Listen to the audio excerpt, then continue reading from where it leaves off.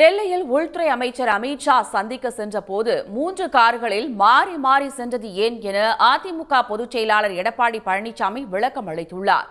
கள்ளக்குறிச்சி மாவட்டம் சின்னசேலத்தில் நடந்த நலத்திட்ட நிகழ்ச்சியில் பங்கேற்று பேசிய அவர், அமித் ஷா பார்க்க செல்லும் போது நடந்து கூட செல்வேன் என்றும் அது தனது விருப்பம் என்றும் தெரிவித்தார். எடப்பாடி பழனிசாமி 3 கார்ல போனாருங்கிற, நடந்து போவேன், அதுக்கு என்னுடைய விருப்பம் ஐயா. முதல்ல விமானத்திலிருந்து இறங்கினதையும் அண்ணன் தம்பித்துறை காரில் போனேன். அவரு அங்கேயே இறக்கி விட்டு அவர் வீட்டுக்கு போயிட்டார். நான் அங்கிருந்து வேற காரில் ஹோட்டலுக்கு போனோம். ஒரு தங்கி இருக்கிற ஒரு நண்பர் இடத்துக்கு போய் பார்க்கறதுக்காக போனேன். அதுக்கு பிறகு நான் தங்கியிருந்த இடத்துலேருந்து வேற ஒரு கார் ஒரு நண்பர் கொடுத்தார். அதுலேருந்து நான் உள்துறை அமைச்சரை பார்க்க போனேன். இதில் என்னையா தவறு இருக்குது? இதில் என்ன கண்டுபிடிச்சிட்ட சொல்லுவாங்க. உள்துறை அமைச்சர் போய் பார்த்தீங்கன்னா, அவர் என்ன பாகிஸ்தான்ல இருக்கிற அமைச்சரா?